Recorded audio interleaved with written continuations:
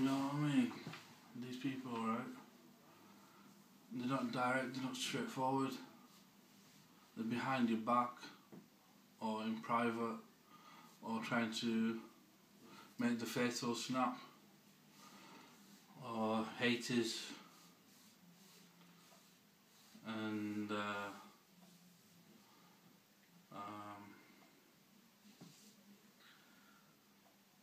they've deserted the Quran,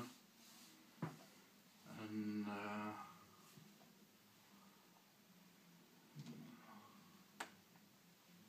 don't know why I live in this house anymore. I've got, you know, they say I've got problems. Right? I left university and they said I had problems, mental health problems. They never found anything wrong with me.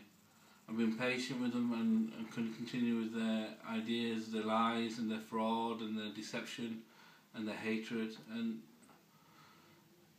it's been a blessing in disguise for me. But for a lot of people in mental health system, it's been a nightmare, and misery, and suffering, and torture, and a premature death, which led to a premature death. And I'm still young. I'm only 33, yeah, but you know, I don't know where it's heading. You know, in 2 years' time, I might be still back in hospital, and then they'll just administer ECT and cause me brain damage. So I have my own problems, you know what I mean? I know I've got my own challenges and my own competitions and my own, but you know, I don't reflect upon myself. I merely pass them by. I don't see what the observations see and try to reflect on it. I just merely pass them by, acknowledge it and pass it by. And mashallah, you know, they want to be winners, but they don't know the opposite, which is lovers, not losers. Winners, whereas it's not about winning for us, it's about loving, because God has given us so much. God has granted us so much, and to acknowledge God in our lives, and to acknowledge the fact that everything belongs to God, in the heavens and the earth, and God is in control of all things, and God controls everything, and everything is in accordance with God's will. It's this submission that everything is in God's will, rather than trying to win a particular argument or a particular idea, or tyrannically try to win, to go first all the time, due to jealousy or hatred that God should bestow His grace and mercy upon whoever He wills. God looks down on earth, or looks at earth, and He looks for those who seek Him, who look for Him, and He knows those who seek Him, and He is omniscient. He knows the future. He knows the future. He has power over the present. He has wisdom of the past. God is most wise, omniscient. So those who are appreciative, God knows those who are appreciative, and their lives will become a blessing, and throughout the history it will be a blessing, and throughout time it will be a blessing, and throughout their lives it will be a blessing, and whereas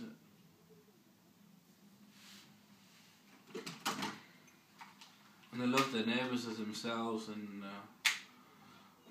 these people, they keep talking about somebody else's life, someone else's life, when they should talk about the people who they see and their lives. Why are they looking at someone else's life for?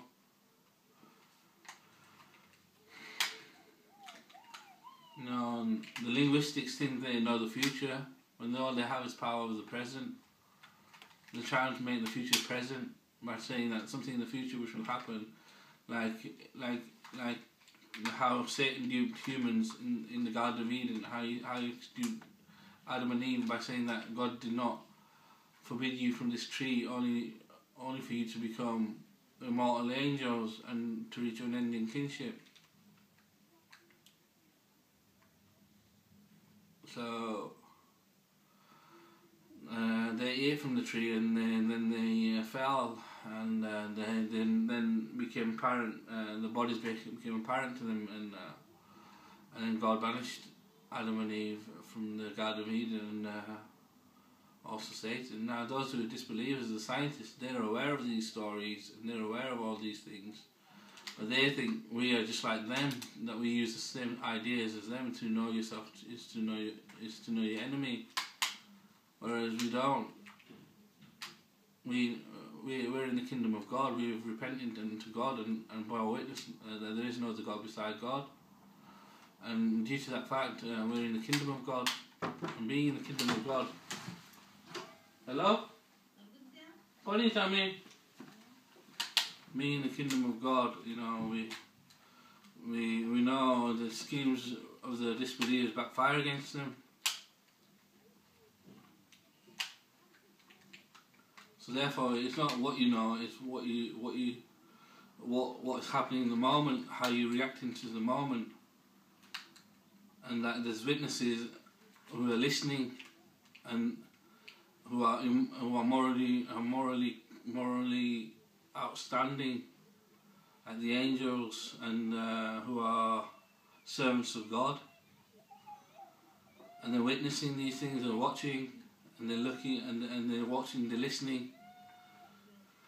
They listen and they watch over you, and whereas they fall into weaknesses, you know. They think it's to sacrifice your soul to glitter in the world. We think it's to be charitable and remember the Lord. They think you need to let go of your soul, and therefore lose your soul. And whereas we know we should strive in God's cause and rejoice in the remembrance of God.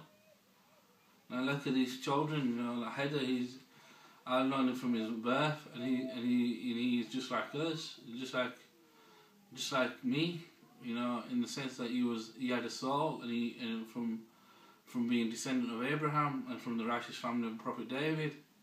Now they say to him in school, "You're Irish." Why did they say that? They said it to me too. They say you're Irish. They call us Irish. We're not Irish. We're Jewish. We're not even Jewish. We're Ismail. We're submitters to God. And Abraham named us submitters. We're not even Jewish. We're submitters. We're Muslims. Whereas they say we're Irish, but they think they've monopolised religion, but they're just weaknesses. Their understanding is lame and totally wrong. That's why they're the wrong way around. And they can't see straight ahead of them because God keeps them blundering in their transgressions. And they don't know what they're doing because they're wicked and disbelievers.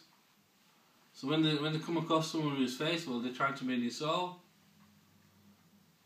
And sometimes if God is granting him faith, then he will.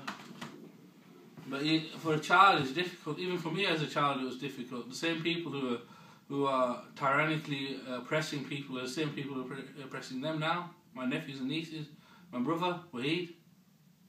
He's the same person who used to oppress me when I was a child.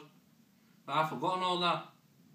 But I read the Quran and I know what it says about people like him, and I still seek forgiveness for him, and I seek to guide him. This is my brother. But you know, when I read the Quran and I look at what it says about people like him, I just think, well, you know, there's nothing that I can do. And there's examples given when I say, well, you know, he too is my brother, you know, but then when they give me examples of what he's been doing, and then I just think, well, I can't really advocate that. I'm not advocate or even stand alongside that guilt or whatever it is. And they use the philosophy to know yourself is to know your enemy. They're in suffering. The devil's causing them suffering.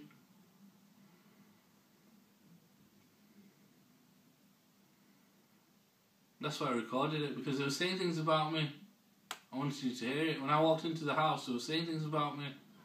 They're saying to the little kids, if your brother is about to jump, Would you try to help him? What would a kid know about jumping and helping him? Why are you playing mind games with children for? Why do you treat them as children, not as adults, not as yourself, but as your neighbour? Treat them equal. Treat them as children, not as grown-ups. Treat them amicably, not as oppressively, tyrannically. Trying to make a winners, serve money, just like you. How much? Just because you got this label of a doctor and you think, well, now reach some sort of status in society.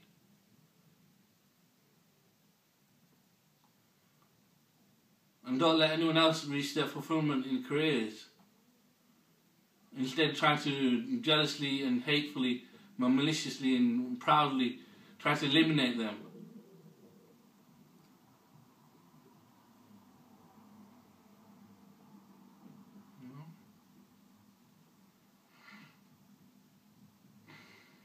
I know Heather's got faith. I know Hashim's got faith.